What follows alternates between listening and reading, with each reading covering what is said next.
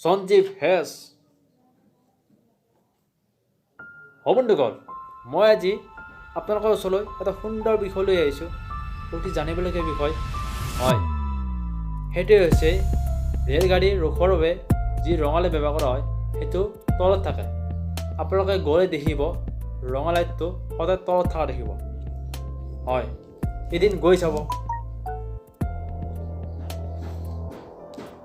আৰু ৰাস্তাসমূহৰ সৰু ডাঙৰ সকলো যান বাহন ৰখোৱাৰ বাবে যি ৰঙা লাইট ব্যৱহাৰ কৰা হয় ট্ৰেফিক ছিগনেলত, সেই ৰঙা লাইটটো সদায় ওপৰত থাকে। এই কিয় থকা নাই বাৰু? এই সুবিধা কিন্তু ডাঙৰ ডাঙৰ মহানগৰতে দেখিবলৈ পোৱা যায়।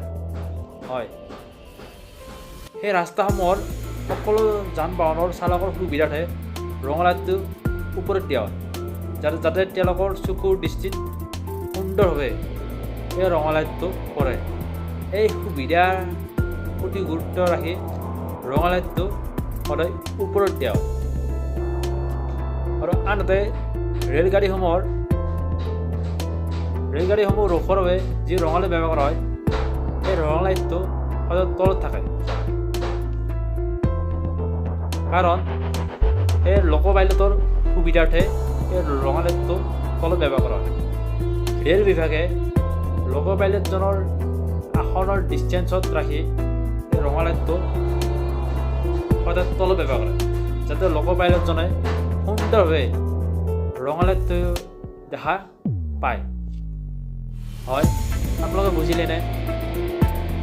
ৰাস্তাসমূহত ট্ৰেফিক ছিগনেলত ৰঙা লাইটটো কিয় ওপৰত ব্যৱহাৰ কৰা হয় আৰু ৰেলসমূহত ৰঙা লাইটটো তলত কিয় ব্যৱহাৰ কৰা হয়?